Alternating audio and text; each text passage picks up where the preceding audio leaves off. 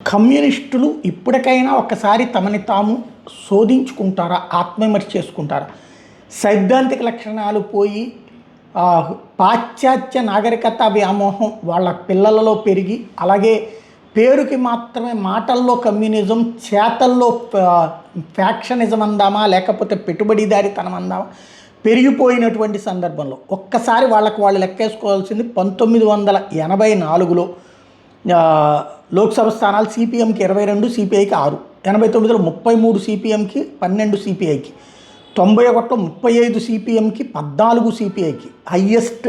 అదే అంటే కాదు, 99లో 33, 4 అంటే అప్పటికి వాజ్పేయి ప్రభుత్వం ఉన్నటువంటి సందర్భం 99 అంటే.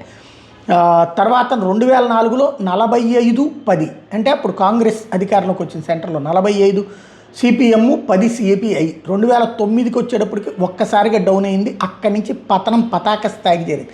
2009లో 16 సిపిఎం, 4 సిపిఐ. 2014లో 9 సిపిఎం, 1 సిపిఐ. 2019లో 3 సిపిఎం, 2 సిపిఐ.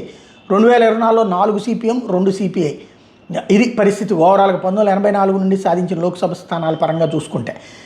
ఒకప్పుడు ఆంధ్రప్రదేశ్లో, ఉమ్మడి ఆంధ్రప్రదేశ్లో వచ్చేటప్పటికి ఒక ఖమ్మం జిల్లాను, మిర్యాలగూడ లోక్సభ స్థానాలు సిపిఎం వైపు ఉంటే, నల్గొండ భద్రాచలం లోక్సభ స్థానాలు సిపిఐ గెలిచిన సందర్భాలు కూడా ఉన్నాయి.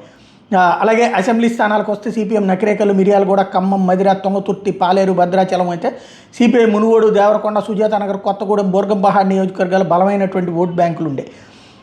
దేశంలో మారినటువంటిది ఇక్కడ కూడా మారినట్టుంది. ఈవెన్ తెలంగాణలో కూడా ఓ పెద్ద దెబ్బతిన్నటువంటి పరిస్థితి అయితే కనబడుతోంది. మరి ఈ దఫానన్నా ఆలోచిస్తారా లేదా? కేరళ ఇంపాక్ట్ దీని మీద ఉంటుంది.